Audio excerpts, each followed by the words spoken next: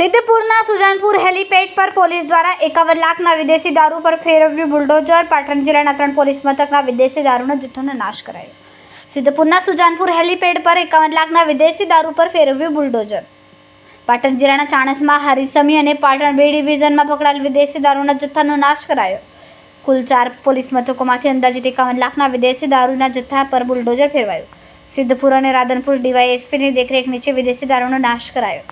નામદાર કોર્ટના હુકમથી ગેરકાયદેસર વિદેશી દારૂના જથ્થાનો નાશ કરાયો. સમી, હારી, ચાણસ્મા અને પાટણના મામલતદાર અને અધિકારીઓની ઉપસ્થિતિમાં કાર્યવાહી કરાઈ.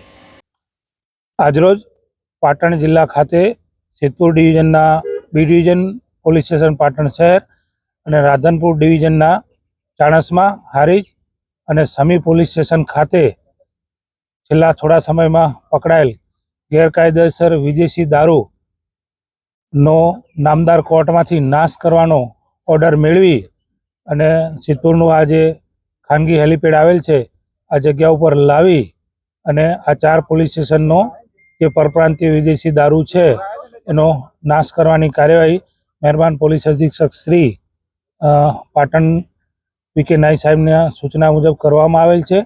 અને આમાં ટોટલ જો મુદ્દામાલ ગણવા જઈએ તો 51 લાખ રૂપિયાનો મુદ્દામાલ છે એ અત્રે લાવી અને તેના ઉપર રોલર ફેરવી અને જે બાકીની જે જરૂરી કાર્યવાહી નાશની છે એ એસડીએમ પાટણ અને બાકી મામલતદાર અને પોલીસ અધિકારીઓની હાજરીમાં કરવામાં આવેલ છે. રિપોર્ટર અનિલ રામાનુજ, રાધનપુર, પાટણ.